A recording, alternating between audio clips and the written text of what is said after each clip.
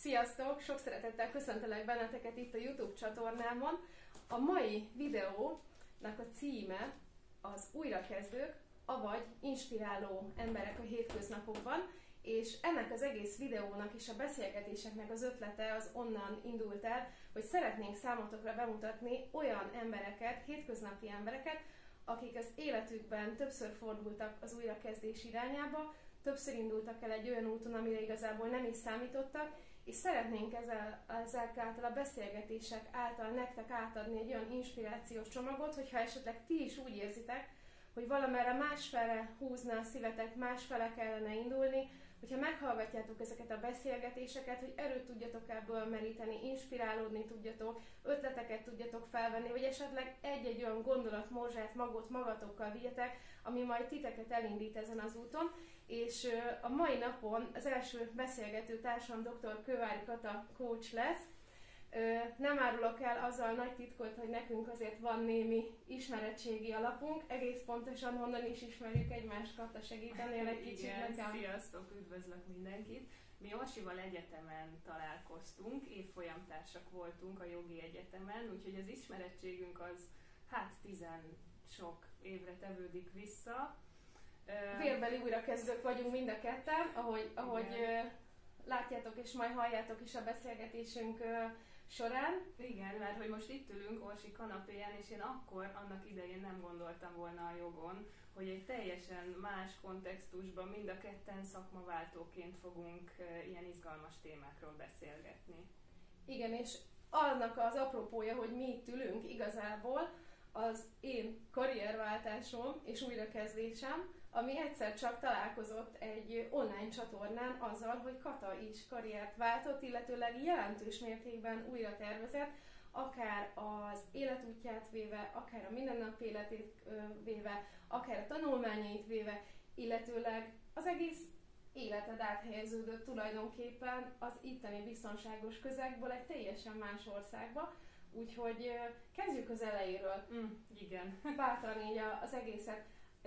Hogyan indult számodra el az a döntés, hogy ennyi tanulás után, ennyi év ráfordítás után, képzés után, rengeteg lemondás után egyrészt az itteni közeget itt hagyod, és egy teljesen másik országba, egy más kultúrába, más jogi környezetbe, más eljárásmódba, egyszerűen más hétköznapokba helyezed át az egész életteredet, a munkásságodat, és kezdjük ezzel a résszel. Szerintem ez egy elég érdekes. Nagyon sokan vannak így, hogy még gondolkodnak, hogy hívja őket esetleg a külföldi lehetőség, de nem mernek belevágni.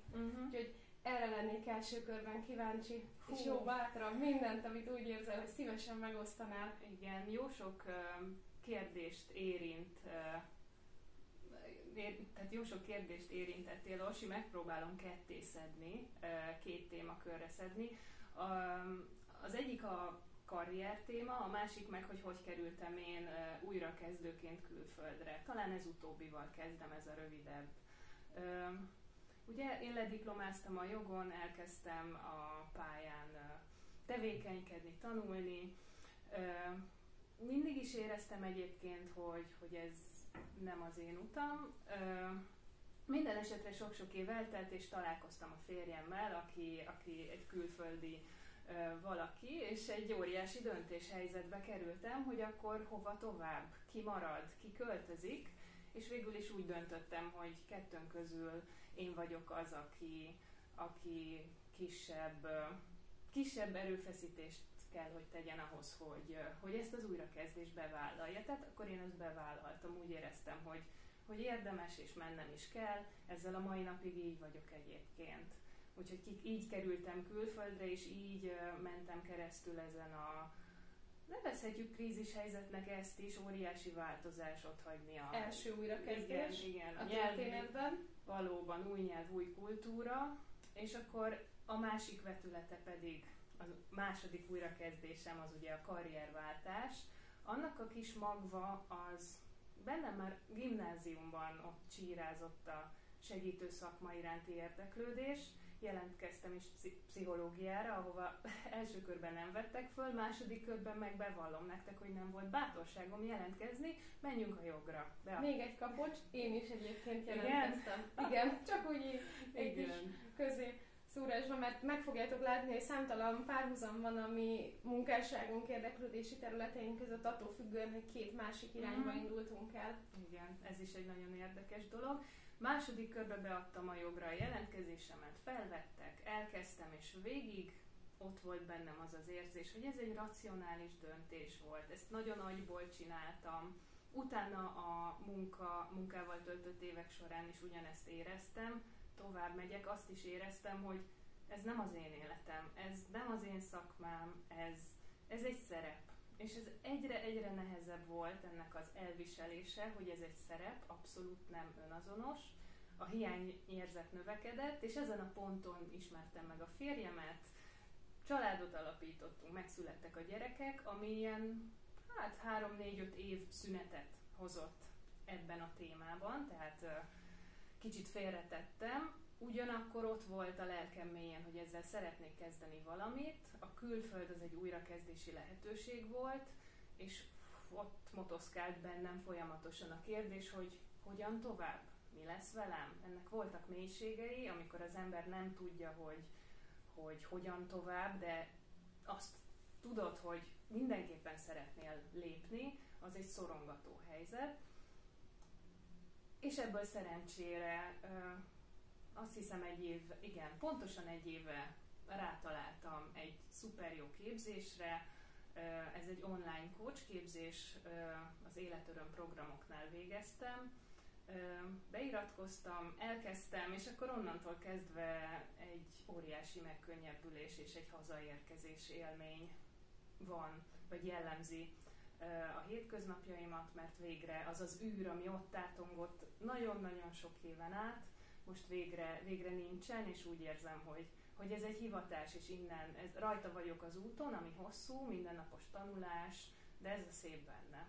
És miért pont a coaching? Tehát, hogy beszéltünk arról, hogy pszichológia, akkor utána a jog, és hogy miért pont a coaching? Tehát, hogy azért még akár helyre is tehetjük azt, hogy hol húzódik mondjuk egy pszichológus hatásköre, hol húzódik egy coachnak a hatásköre, hogy kinek mi lesz a feladata, ezt is megbeszélhetjük, de hogy csak azért, mert én azt érzem, hogy nagyon nagy keveredés van ebben a témában, hogyha valakinek van egy számára nehezen feldolgozható esemény, egy szorongató helyzet az életében, amikor így nem hallja a saját hangját, és valahol ki kellene ereszteni, és legtöbb ember, én azt érzem, hogy azon kívül, hogy arra vágyik, hogy egyébként meghallgassák, és ezt az én munkámban is naponta érzem, hogy mindig készen, tálcán várnák a segítséget, és sokszor gondolkodnak abban, hogy most pszichológushoz menjek, vagy coachhoz, és engem azért is vezettem fel most ezt a gondolatot, ami megint egy nagyon nagy pak, mert az is érdekelne, hogy te hogy döntötted el, hogy te melyik oldalról tudnál igazán hatékonyan segíteni, és hogy szerinted neked miért ez az, ami inkább bevált, és ami fele húzott a szíved? Ezen a kérdésen egyébként én a mai napig gondolkodom a miérteken. Természetesen megvannak válaszaim, de biztos, hogy idővel jön még több. A coachingra én egészen, véletlen találtam rá, néztem ilyen témájú videókat. Hiszel a véletlenekben? Mert én amúgy nem véletlenül néztem én ilyenfajta videókat, segítő szakma, nekem ebbe az irányba húzott a szívem, és gyakorlatilag kutató munkát végeztem, hogyha segítő szakma, akkor milyen irányba tudok én elindulni, és mi az a reális út, amit most két pici gyerek mellett meg tudok tenni, el tudok végezni. És a coaching egyre többször jött föl velem szembe, és egy napon úgy döntöttem, hogy elég a gondolkodásból, én magam mentem el egy coachhoz, bevallom abból a szándékból, hogy ha ez olyan élmény lesz, hogy azonosulni tudok vele, megérint, akkor belevágok a képzésbe. Tehát akkor egy alapélményhez volt kötve a döntési helyzet, és az, hogy magyarul vagy olaszul végzed el. Itt mi volt számodra a fő döntő kérdés? Mert ugye azt elárulhatjuk, ugye, hogy te most Olaszországban élsz jelenleg. Nyilván a napi kommunikációd is egyébként ugye nagy mértékben az olasz, illetőleg gondolom az angol, és hogy miért a magyar? Miért haza szeretnél segíteni? Hú, ez sok aspektusa van ennek a témának. A szívem nagyon húzott a magyar nyelv felé.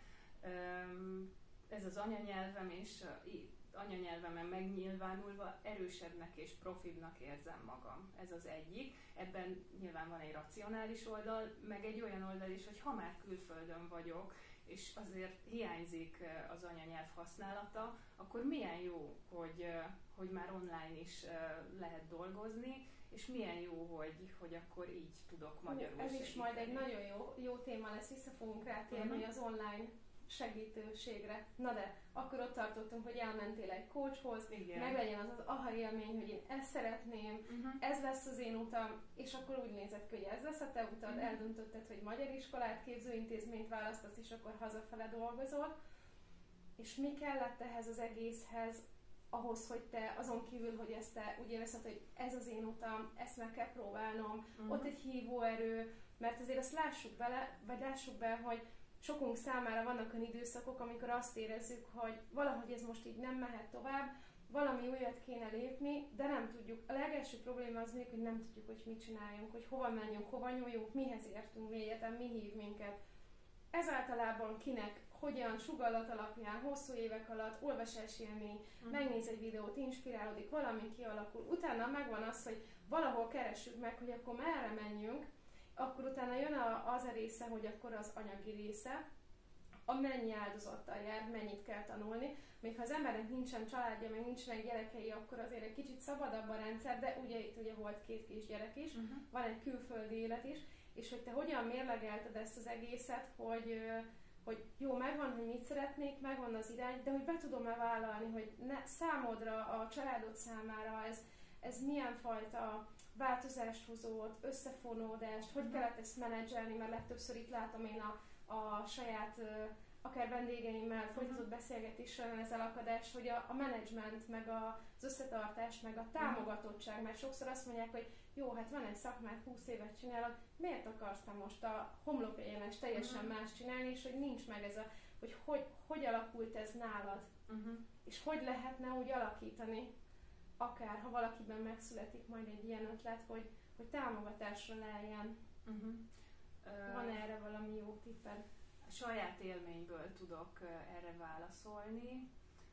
Támogatást emlegetsz. Nagyon fontos nyilvánvalóan a hozzátartozók, a téged szorosan körbevevő környezetnek a támogatása. Nekem is fontos volt az, hogy a férjem bevállalja az estéket 6-tól este 10-ig, mert amikor ezek nagyon nagy lemondások és nagyon nagy vállalások. Igen, így van, bevállalta őket. Látta azt, hogy nekem ez óriási ajándék, mi erről beszélgettünk a múltban, hogy én keresem az utam, úgyhogy nem volt nehéz, nem volt nagy áldozat idézőjelben neki ezt bevállalni, mert látta, hogy én minden alkalom után mosolyogva jövök ki onnan. Szóval ez a külső támogatás része, viszont ami nagyon-nagyon hangos most bennem, az a saját belső önmagad támogatása, ami egyáltalán nem könnyű, mert csak úgy tudod magadat a cselekvés irányába lökni, nem is kell lökni már a végén ideális esetben, hanem csak úgy mész, hogyha elhiszed magadról, hogy ez a te utad és meg tudod csinálni, és ezt most felvállalom itt, hogy nekem évekig ez a belső, hát nevezhetjük önbizalomnak, hitnek önmagamban, ez kevés volt. Volt valami, mert azért kerestem és kutattam, tehát én ezt szerettem volna megtanulni, de ennek ki kellett fejlődnie, növekednie kellett. Nagyon sok idő, és én is gondolkodtam pont a napokban, hogyha visszanézek mondjuk egy 3 évvel ezelőtti önmagamra, az akkori elképzeléseimre, az útkeresésemre, mert igazából, ha az ember újra kezd, és más irányba megy el, ezt nem úgy kell elképzelni, akik még ugye fontolgatják ezt az egészet, hogy na, akkor holnaptól ez így lesz, és akkor megyek a sárgaköves úton, hanem elindulok az úton, és számtalan inger, változás, emberek, tehát hogy nincs egy ilyen konstans, ilyen pont így lesz, és megyünk a szemellenzővel teljesen egy irányba, hanem folyamatos változás van ez az egész, és az ember folyamatosan szerintem, nem tudom, hogy te hogy vagy vele, de én is azért naponta kérdőjelezem meg önmagamat, a választást, hogy így kellett, efele, nem arra, még itt egy picit még bele, biztos, hogy jó, és szerintem nagyon sok idő, mire az ember ezt az önbizalmat, amit te mondasz, főleg, hogy a mi kultúránkban nem jellemző annyira a családon belül az a fajta, most már talán a mostani gyerekeknek, tehát a mi gyerekeinknek a korosztályában már sokkal tudatosabb ez az önbizalom erősítés, de hogy például mi gyerekként még nem kaptuk meg ugyanezt a fajta támogatást, és hogyha egy 10-15 évvel fentebbi korosztályban gondolkodunk, ott meg aztán fiam, te közgazdász leszel, közgazdász leszel, nem baj, ha nem szeretette, az leszel. Nálunk már talán elindult ez a választási lehetőség, és pont azért szerintem kimondottan nehéz a mi korosztályunknak, meg a nálunk idősebbeknél, tehát mi a 35-40-es korosztályt képviseljük, de akár egy 10-essel, vagy akár 20-assal föntebb is lehet még váltani és újra kezdeni, és marhára érdekes az, hogy alakul akár így az önbizalom az egyes korosztályokon belül, meg saját magunknak is az útunkon belül, hogy napról napra épül. És szerintem ez teljesen korrekt és valid az, hogy te is azt mondod, hogy el kellett kezdenie épülni ennek az önbizalomnak, és ha mondjuk ezt a beszélgetést egy év múlva megismételnénk, vagy 2-3 év múlva, akkor teljesen más mondanál. Én is biztos vagyok benne, hogy már máshol tartanánk a fejlődésünk útján. Igen. Ez nagyon órákat tudnánk beszélgetni az önbizalomnak a fejlődéséről, olyan, mint egy kis növény, locsolgatni kell, ápolgatni kell, lassan nő, várod, hogy nőjön, mikor hajt ki az újabb kis levél rajta, ha elhanyagolod, lehullanak a levelei. Erről az jutott eszembe, Orsi, hogy nagyon fontos volt nekem ebben a döntéshozási folyamatban, amikor azt mondtam, hogy meg tudom csinálni, beiratkozom, a segítségkérésnek a mozzanata, mert iszonyú rohanó hétköznapokban élünk, tehát kisgyerekes életmód, éljük túl a napot, húsvét, karácsony, szülinapok, együnk egészségeset, menjünk ki a szabadba, tehát gyakorlatilag az ágyba 10 és 11 között át tudod gondolni, ha nem alszol el előbb, hogy hova, merre kéne tovább menni, vagy ha valakinek ilyen nagyobb kaliberű kérdések feszítik az életét, mint nekem volt, hogy merre tovább, van-e hozzá önbizalmam. Szóval segítséget kérni, ez lehet pszichológus, coach, mentálhigiénés, szakember, bármilyen segítség, nem soroltam föl természetesen mindent, és akkor ebben a segítő közegben, a segítségkérés mellett a csend és az idő és a befelé fordulás, ami nagyon nehéz. Nagyon. És nekem ebben a csendben, a coaching folyamatnak a csendjében, mert hogy csend is kell ebben a folyamatban, ebben a termékeny csendben tudom megérezni azt, hogy ott van bennem. Meg tudom csinálni. Ez személyes élmény, ez rám igaz, én ezt értem meg ott. Most pont egy adventi időszak elején járunk, és szerintem így a dekorációból le is eshetett, hogy valószínűleg ezt a beszélgetést mi advent alatt tettük meg. Egyébként ez pont egy ilyen alkalmas időszak arra, hogy az ember érzi, hogy úgy már az év vége fele, hogy az energiái kicsit fogynak, kicsit a befele fordulás, kicsit a pihenni kell, töltődnöm kell, erősödnöm kell irányba megy. Ez egy nagyon jó időszak arra, hogy akár egy negyed óra, 20 percet az ember, ha van rá lehetősége, leüljön valahol egy tea mellett, egy kávé mellett, és fogjon egy papírt, meg egy ceruzát, és csak arra az egy kérdésre válaszoljon, hogy ő most mit szeretne, minek örülne ebbe a pillanatban, hol lenne, hogyha ha ő most választhatna, és nem arra gondolok, hogy azonnal kiszakadni az életből, és éppen Hawaiion lógatom egy koktéllal a kezembe, és a lábamat a tengerbe, egy koktéllal a kezembe, de hogy akár ezt is, hogy ilyen pici én időknek a megadása vezethet el ilyen, akár majd a végén robosztus döntéseknek a meghozatalával, mert ugye minden, amit nem szoktunk sose értékelni, minden apró pici lépés legyen az tényleg olyan pici, hogy hangyányival egyenlő, megindít egy folyamatot, és minden lépés ugye hozza majd a következőt, mert már a következő lépés után már te is más leszel, mert megfejlődted azt, amit a lépés számodra egyébként adott. És akkor visszakanyarodva ahhoz, hogy pszichológus vagy coach, miért inkább a coaching? Esetleg a közvetlenebbsége, a talán gyakorlatiasabb jellege, vagy akár pont az, hogy a alákérdezés, belekérdezés, feladat, megoldás, hogy miért. Kicsit erről is beszélgessünk. Egyáltalán mi az, hogy coaching? Hogyha ezt így valahogy össze szeretnénk foglalni, mert még a mai napig az van az emberekben, hogyha valaki mentálhigiénés szakemberhez megy, legyen az pszichológus, pszichiáter, coach, bármilyen lelki segítő, az biztos, hogy amúgy rodgyant, és hogy tuti, hogy benne nem stimmel valami, de hogy jó lenne erre egy kicsit ráébrednünk, hogy mindannyiunknak van szüksége arra, hogy rájöjjön, hogy vele semmi baj nincsen, és pont azért kellene segítő szakma irányába mennünk, hogyha megakadunk egy-egy ponton, akkor valaki egy kicsit kimozdítson minket. De nem ő fogja helyettünk ezt megdolgozni, csak hogy legyen ott valaki, aki jön egy kicsit az úton velünk. Hogy miért a coaching, és mi az a coaching egyáltalán, mire gondolunk itt coaching alatt. Mielőtt válaszolnék, azt nagyon fontos hozzátennem, hogy a pszichológus vagy a coach, én nem, azt gondolom, hogy ezek nem vagy, ez lehet akár. Ez lehetne egymás mellett is, valahogy a köztudatban ez van. Igen, én nem szeretnék, tehát összehasonlítást nem szeretnék elvégezni, mind a kettő egy fantasztikus dolog. Tehát, hogy én nem azért választottam pont a coachingot, mert hogy jobbnak gondolom, mint mondjuk egy pszichológiai képzést, hanem a coaching folyamatban, amiben én magam részt vettem, elkapott egy olyan kíváncsiság és egy olyan, nevezhetjük szenvedélynek is, egy olyan lendület, meg természetesen tálcán kínálta magát ez a lehetőség, a coach képzés online, hogy én ebbe bele kellett, hogy vágjak. És nagyon érdekes, hogy a tanulási folyamat közben jöttek aha élmények, hogy mennyire fantasztikus dolog is ez a coaching. Akkor egy dióhéjban a coachingról. A coaching nem tanácsadás, nem mondhatom meg coachként, hogy az adott élethelyzetedben mit csinálj, hogyan csináld, hanem inkább egy segítő jellegű kíséret. A fő eszköztár az a kérdezés technika. Nekem, mint coachnak az a feladatom, hogy egy bizalmas, elfogadó közegben, ahol nincsen ítélkezés,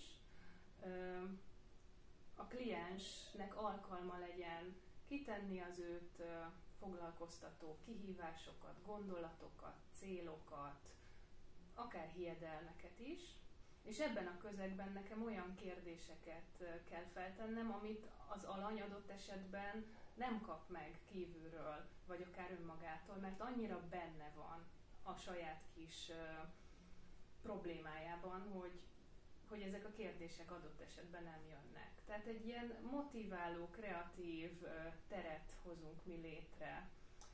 És innen jut eszembe, Orsi, hogyha ezt szabad említenem, te is már jártas vagy a coaching folyamatban. Így van, igen. És ezt mindenképpen szerettem volna én is elmondani. Ismét a véletlenekhez fordulván, ugye én is váltottam utat, váltottam karriert, és igazából mindenféle segítség nélkül, önerőből, saját inspirációk, benyomások alapján, eddigi megélt tapasztalatok alapján indultam el egy vállalkozással, ami, hát lássuk be, azért egy eléggé vakmerő döntés volt, a semmiből látszólag hirtelen váltani, persze ebben természetesen több év előkészítő munka volt, de ahogy az ember egy ilyen markáns döntési helyzetbe kerül, és elindul egy úton, mint ahogy akár egy gyereknevelésnél is, hogy éljük túl a napot, van egy idő után, hogyha nem ül le az ember, és nem gondolja át, hogy honnan, hova jutott, már pedig ugye a mi rohanó világunk, hétköznapjaink, életünk az általában nem mindig biztosít erre keretet, tehát erre nagyon tudatosan kell figyelni. Eljutottam én is egy olyan pontra, hogy leültem, és azt láttam, hogy mint a gyorsvonat végig száguldottam egy pályán, és nyílegyenesen megyek előre, természetesen vannak elágazások, buktatók, sorompó, stb., de azokat is áttörve, gőzerővel mentem előre, és azt éreztem, hogy itt ülök igazából 2,5 évvel a váltás után, és azt érzem, hogy olyan tempóval megyek előre, hogy én magam, tehát Orsi, a folyamatban valahol egy picit háttérbe szorult, és tudatosan megy, csinálja, dolgozik, túlvállal, pörget, menni kell, tanulni kell, folyamatos továbbképzés, majd egy másik beszélgetésben beszélgetünk majd kicsit az én irányomról is, illetve az én váltásom kapcsán is, de hogy én azt éreztem, hogy tehát én egy eléggé nyitott, kommunikatív, magamat egyébként kreatív embernek tartom, és ilyen nagyon gyorsan jönnek számomra rengeteg ötlet, inspiráció, amit így leülök, így 2 percre egy kávé mellett, és így ahogy van egy pici üres tér, rögtön valami új, mindig eszembe jut, hogy még ezt, még ezt, még ezt, de valahogy így a saját magam hangja egy picit így elveszett a folyamatban, és már én nagyon sok önismereti, önfejlesztő tárgyú könyveket, videókat, beszélgetéseket szoktam hallgatni, pszichológusokkal, coachokkal, akár lelkészekkel, és hát véletlenül pont szembe jött a Katának a posztja, hogy keres, és van lehetőség nála coaching alanyként részt venni egy ilyen folyamatba, és már nagyon régóta gondolkodtam rajta, de hogy nekem erre most nincs időm, mert nekem dolgozni kell, mert még ezt meg kell csinálnom, még ez a feladat, még ez a feladat, és mondtam, hogy jó, ha még egyszer szembe jön velem egy ilyen lehetőség, akkor lecsapok rá, és szembe jött a te kiírásod, és akkor mi igazából így kerültünk egymással kapcsolatba. Nekem volt egy ilyen prekoncepcióm, hogy így mit várhatok, én azt pontosan tudtam, hogy ha mi leülünk beszélgetni, akkor te nem fogsz nekem megoldásokat mondani, nem fogod nekem megmondani, hogy mit csináljak.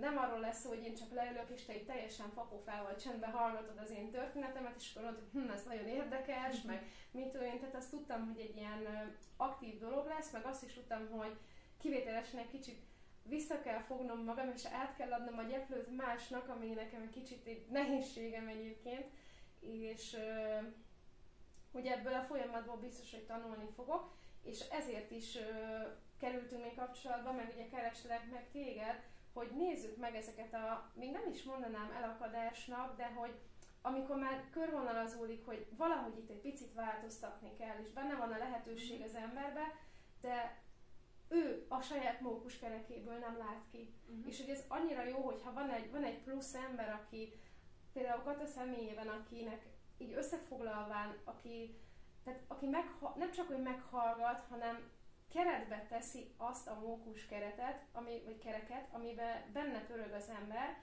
és tehát a coaching folyamat kapcsán. Itt ugye nem arra kell gondolni, hogy mi leültünk, és akkor én 2 órán keresztül döntöttem a panasztuna, mint a Katára, hogy mennyire rossz minden, és hogy milyen, és hogy nem ott kéne, és hogy elégedetlen, stb. Hanem ennek a beszélgetésnek mindig van egy kerete.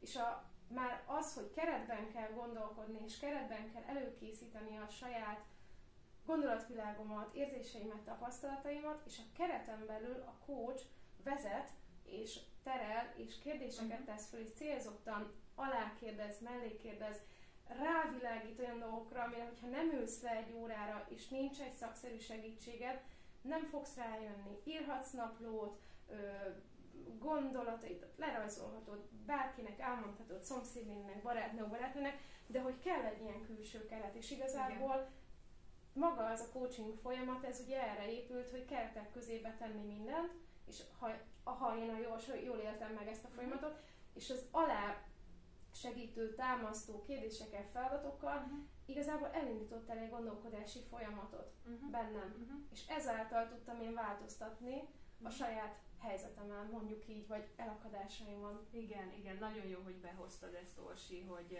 kerete van a coaching ülésnek, tehát nem egy céltalan beszélgetés. Mondhatjuk így is, hogy nincsen ülés célkitűzés nélkül.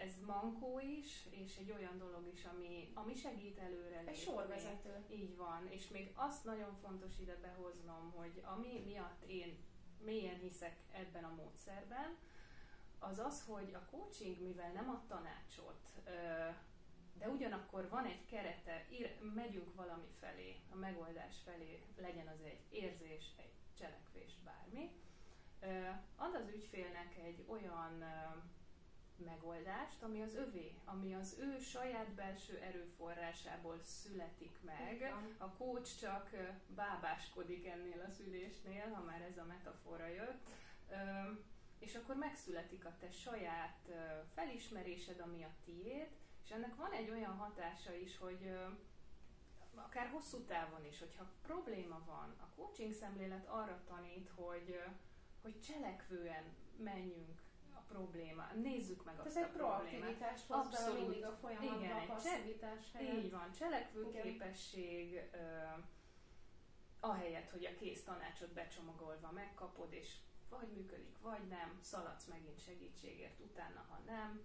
Coachhoz is lehet természetesen vissza járni, de egy picit olyan, mint a testedzés, hogyha csinálod te magad, akkor te magad fogod élvezni annak a csodás eredményeit, és azok az eredmények a te izomzatodnak, a te erőfeszítésednek. Csak akár a testi-lelki jólétnek az összegzése, vagy összhatása. Igen, és azt is nagyon fontos szerintem elmondani, hogy mondjuk egy coaching folyamat, az lehet, hogy szabunk neki egy olyan keretet, hogy azt mondjuk, hogy 3-5-10 alkalom, de igazából ezen is sokkal több, mert hogyha az ember hajlandó megtisztelni magát, az ő idejét, a coachnak az idejét, és felismerni azt, hogy a változás az mindig itt van bent, és kívülről mindenféle inger érhet, segítség érhet, de itt születik a változás, akkor, hogyha vége van egy-egy ülésnek, akkor utána még a következőig,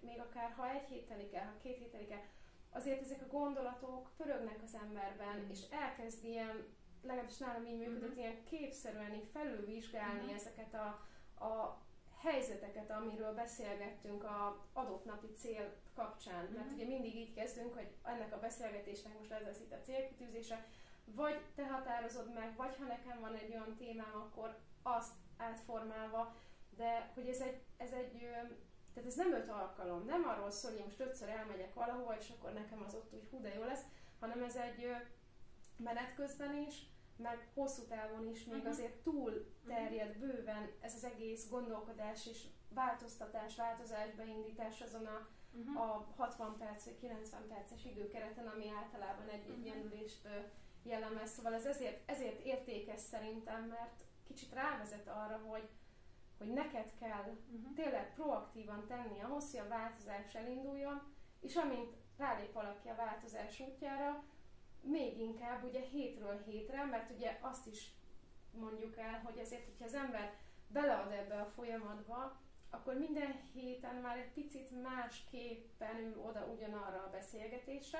Egyébként mi ugye online dolgoztunk, Kata online dolgozik, semmilyen módon nem volt az zavaró, vagy életidegen, vagy frusztráló, hogy nem szemtől szembe beszélgettünk. Szerintem egyébként, akit frusztrál a face-to-face beszélgetés, annak még egy könnyebbség is, hogy online van a helyzet, mert azért azt tegyük hozzá, hogy ha online beszél az ember egy kamerához, akkor sokkal jobban veszi ki magát, hogyha nem tartja a szemkontaktust, hanem egy kicsit lenéz, elnéz, felnéz, mert az ember úgyis nézi a másikat is kamerán magát, és talán jobban el is lehet így gondolkodni, mint hogyha így valaki leül, és akkor így teljesen így néz így vele a szemedbe, és nem tud kijönni a gondolat, mert nem tudsz egy kicsit kiszakadni, de hogy minden héten az ember egy új szintről indul el, ha bele pakol ebbe. Igen. Egyébként érdekes, sokféle ember van aki kifejezetten szereti, hogy online vagyunk, hiszen nem kell útra kelni, 1 órát utazni, nem is beszélve a külföldi kliensekről, akik csomó más országból megtehetik azt, hogy magyar nyelven beszélgessenek, de van olyan is, aki inkább személyes coachingot preferál, szóval nagyon-nagyon mások vagyunk. Én személy szerint nagyon hálás vagyok, hogy van ez a lehetőség, hiszen én Olaszországból magyar klienseket csak így tudok elérni. És a tapasztalatom szerint kiválóan működik. Így is. Hát azért a koronavírus kapcsán azért jelentősen átrendeződött az életvitelünk, és nagyot nyílt az online tér. Én is ugye viszonylag most már talán kevesebbet dolgozom online, de volt egy olyan időszak, amikor, hát konkrétan szerintem volt egy jó fél év, amikor csak online dolgoztunk, és akkor világosodott meg szerintem sok ember, hogy hatalmas lehetőség van ebbe, és az egyébként egyre egymástól elidegenedést, elszigetelődést, azt remekül meg lehet azért oldani online is, hogy ez nem menjen ez a folyamat végbe, és hogy mennyit lehet így is segíteni. Igen. Abszolút. Még az jutott eszembe, Asi, mondtad itt a folyamat hosszúságát, hogy nagyon érdekes az a tapasztalatom, hogy vannak olyan helyzetek, amikben nagyon ritka, de van, hogy egy coaching ülés is olyan felismeréseket hoz, mondjuk egy kis döntéshelyzet, utazunk-e külföldre 8-10 évig, maradjunk-e ott családdal, volt egy ilyen dilemma is. Ez egy coaching ülés alatt a mérleg nyelve el tudott úgy billenni, hogy ezt a döntést szívből meg lehetett hozni, és vannak olyan mélyebb akár elakadások, vagy ilyen berögződések, amikkel 5-10-12 alkalmat érdemes és kell is dolgozni. Nagyon-nagyon egyéni, és nekem ez a rugalmasság is nagyon tetszik, hogy a kliens egyébként érzi, hogy mikor van szüksége még 2-re, 3-ra, 4-re. És mikor volt egyébként pont elég, hogy utána tovább tudja magával dolgozni a folyamatot. Engem még egy dolog érdekelne, nagyon segítő szakma. Ha valaki segítő szakmában dolgozik, akkor ha szereti a szakmáját, és ugye választott, szeretett szakma, akkor szívét, lelkét és minden energiáját beleadja, és segítő szakmában dolgozóként számomra is naponta érkeznek olyan megterhelő dolgok, gondolatok, átérzése a másik helyzetének, ami, ha segíteni szeretnél, merít téged is folyamatosan. Tehát minden segítő helyzet, legyen az beszélgetés, mozgásprogram, nem tudom, alkotás, kreatív alkotás, bármi. Azt, aki adja, őt maximálisan egy idő után le fogja meríteni, hogy hogyan töltötte magad vissza, hogyan tudod azt megoldani, hogy a tál az mindig legalább félig tele legyen, amiből kínálni tudsz, mert ugye van ez a jó kis mondás, hogy üres tálból nem lehet kínálni, mert pedig ugye jönnek, és akkor is el fogják venni tőled, ha már nem lesz miből, mert ugye azért jönnek, hogy te segíts, tehát nekünk nagyon tudatosan kell arra fókuszálni, hogy mi mindig egy legalább félig töltött állapotból dolgozunk, hogy te ezt hogyan tudod megoldani, mi az, ami neked segít, van-e ilyen szupervízió szintén nálad is, van-e neked coachod, van-e, aki segít? Hú, erre is nagyon sok minden jut eszembe, van mentorom, én magam is járok pszichológushoz, ő nem mentorom, ő egy teljesen ugye az életemet érintő, fontosabb kérdéseket szeretem megbeszélni egy családon kívül álló, objektív és szakmailag képzett valakivel. A coaching szakmának a keretei is egyfajta védelmet adnak, hiszen nekem nem feladatom coachként, bár ezt sokat kell mantrázni, főleg a kezdő coachoknak, hogy nem a feladatom megoldani a kliensnek a problémáját, pedig a szívem szerint olyan jó lenne. És ezt tudatosítani, hogy nekem az a feladatom, hogy ott legyek, csak ráfigyeljek, letegyem a saját rávetítéseimet, tehát hogy egy tiszta lapként figyeljek az ügyfélre, a szakmai maximumot nyújtsam neki, és akkor így mondhatom, hogy a nap sikeresen zárult. Az én feltöltődésem az, hogy tehát meg kell találnom azt, hogy ne vállaljak túl sok klienst, hogy legyen idő szemlélődni, csendben lenni, akár kikapcsolni a telefont. Engem a természet tölt nagyon, egy séta, amikor nincsenek házak, csak fák, erdő, vagy esetleg a tengerpart, sokkal gyakrabban lenne rá szükségem, ezt most bevallom nektek, mint ahányszor kivitelezni tudom. Igen, de legalább tudom, hogy ez tölt. Tehát ez is már egy nagy lépés, hogy tudj róla, hogy mi az, amit téged tölt. Azért ezek óriási felismerések. Igen, és amit már említettem, azért a mentor, egy tapasztaltabb coachnak a vezetése is itt nagyon sokat segít.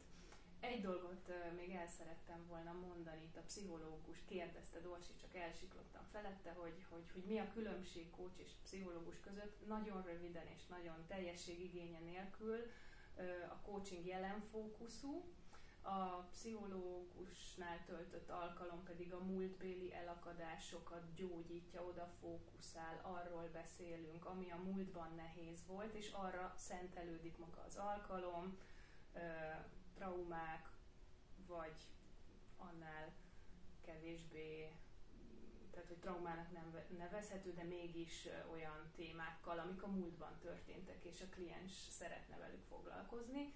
A coachingban azt nézzük, hogy mi van az itt és mostban, úgy, hogy nem tabu a múlt, nem tabu behozni azt, hogy milyen volt a kapcsolat, a családi közeg, a hiedelmek. Hát hiszen a múlt azért a jövőben így van, így van. Igen. És akkor nekem, mint coachnak az a dolgom, hogy ezt az információt, ami a múltban megtörtént, ezt jól beillesszem úgy az egész képbe, tehát hogy jobban lássam, hogy milyen helyzetben van a kliens, sőt a múltnak a tudatosítása az egy erőforrás is, a felismerés, de az ülés nagy része az jelen és jövő fókuszú.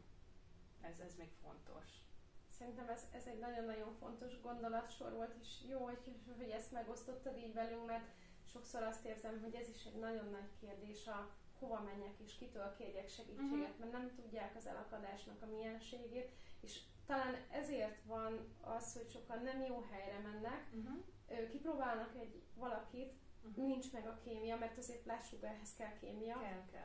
Kell valami fajta bizalomnak kialakulnia, és szerintem, hogyha türelmetlenek vagyunk, hogyha nincsen egy olyan érzés az első alkalom után, hogy na, valami ilyesmit keresem, akkor a legtöbb ember elmegy máshoz, és ugyanezt eljátsza, és sose gondolkodik el abban, hogy neki mi lehetne a szerepe abban, hogy ez a kémia kialakuljon. Nagyon átterheljük a másikra a felelősséget azáltal, hogy úgymond mi befizettünk, és akkor a készt várjuk vissza. Ezen érdemes gondolkodni, mert szerintem rengeteg elakadást okoz ez a fajta hozzáállás, és talán ezért nem jutunk A-ból B-be előre. És tehát azért látni kell, hogy ez sem teljesen fekete és fehér.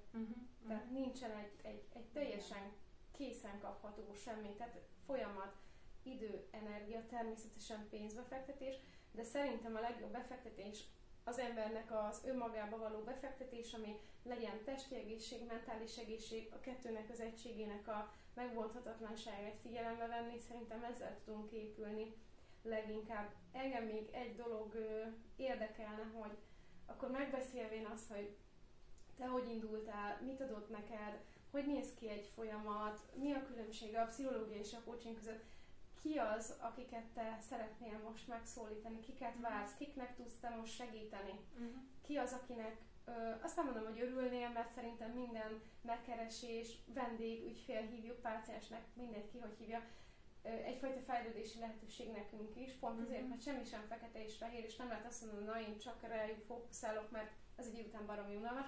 Szóval kiket vársz te? Kik keresnek tőle, vagy téged, kik érezzenek hívást az irányodból? Ez valóban egy nehéz kérdés, mert most mondhatom azt, hogy szinte mindenféle élethelyzetben látok kihívást a szó jó értelmében, de akkor visszakanyarodok a saját magam által átélt kihívásokhoz, válságokhoz, és nyilván ez megerősítette bennem a megküzdési stratégiákat, tehát hogy élményt adott, a saját élmény, hogy ezeken a kríziseken átestem. Te mondtad, hogy 2, és ez nem is tudatosult bennem, hogy 2, hogy nevezted, 2 váltás, hatalmas nagy váltás volt az életemben. Éppen ezért vonz engem az a témakör, amikor... És azért az anyaság is. Igen, az anyaság azért is. megint egy tanulás a nő életében, az már 3.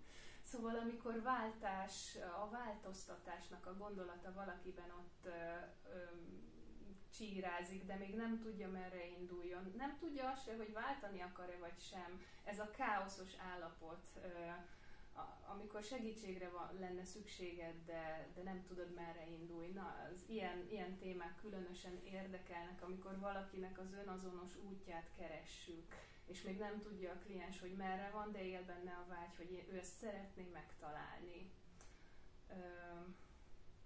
Ez nagyon vonzó számomra. És persze, ahogy említetted, igen, az anyaság is nagyon sok olyan, nevezhetjük krízisnek is, krízis helyzetet hoz, ahol egy idő után te, mint nő úgy érzed, hogy újra kell gondolni bizonyos szokásokat, bizonyos berögződéseket.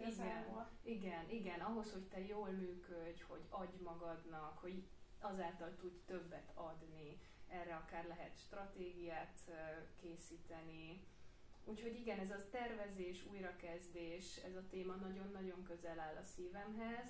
Az önbizalom, önszeretet, önelfogadás az is, hiszen anélkül nincs váltás, nincs változtatás, nincs előrelépés. Ez a 2. Kereshetnek-e akkor, amikor egyszerűen az ember úgy érzi, hogy na, most fogalmazódott meg bennem a változás, de még teljesen homályban vagyok, vagy esetleg inkább akkor forduljanak már hozzád, amikor megvan a mag, elkezdték öntözni, már talán elindul valami, és már van konkrét elképzelés, honnan könnyebb indulni? Hú, szerinted? Bármelyik pillanatban kereshetnek, sőt azelőtt is kereshetnek, amikor csak úgy érzik, hogy valami nem jó. Mert nagyon szép, amikor van egy tisztuló helyzet, és lehet előrelépni. Szóval én nem tennék különbséget, hogy mikor kell vagy hasznos coachot keresni. Bármikor. Amikor jön az érzés, akkor igen. Ha megfogalmazódik, akkor érdemes már. Igen. Ha most eszembe jutott egy nagyon érdekes élményem, volt egy kliensem, akivel 3 alkalomig látszólag nem volt előrelépés, motivációhiánnyal jött hozzám, ő maga se tudta, hogy honnan fújhat a szél. Most nem mesélek el minden, csak egy olyan konklúzióját vagy eredményét az ülésnek, és milyen érdekes, hogy ilyen is van, hogy ő rájött arra, hogy szeretne mélyebben kutatni a családi hiedelmekben, megismerni a szülőktől hozott elakadásokat, és gyakorlatilag az a pár coaching ülés, mondjuk ilyen 5-6, annak az is volt az eredménye, hogy ez az ember, aki azelőtt nem mondom, hogy elutasította a pszichológus gondolatát, de úgy nem is engedte igazán közel magához, úgy ment el az ülésről, hogy én ezt felkeresek egy pszichológust is, és olyan szépen fonódik össze így a coach, meg a pszichológusi szakma, úgyhogy ez nekem egy nagyon szép út volt. Igen. Megélés. Igen. Hát köszönöm szépen, hogy ma itt voltál velünk, és ezt a rengeteg gondolatot átadtad. Én azt gondolom, hogy ez egy rendkívül tartalmas beszélgetés volt. A coaching, lélekfolyamatok, változás, önismeret útja iránt érdeklődők számára szerintem rengeteg hasznos olyan, akár indító gondolat hangzott itt el, amiből, hogyha esetleg egy tea vagy egy kávé mellett leültök és végighallgattok minket, vagy akár egy főzés, vagy akár tudom, nagyon sokan takarítás közben szoktak, szerintem, ha már valami ott bimbózik a háttérben, akkor azt gondolom, hogy lehet, hogy 1-2 embernél sikerült berúgnunk a motort, és elindulnak a kerekek, és elindul egy folyamat. Én nagyon köszönöm, hogy itt voltál velem még egyszer, és nagyon remélem, hogy ti is élveztétek a beszélgetést. Várlak majd benneteket továbbiakban hasonlóan érdekes személyiségekkel és hasonlóan hatalmas újrakezdőkkel, és kívánok mindenkinek tartalmas önismereti, önazonossági, mondjuk így, és újrakezdési lépcsőfokoknak az apró lépésenként történő bejárását. Sziasztok! Sziasztok! Köszönöm, Orsi, a lehetőséget! Én köszönöm, hogy itt voltál!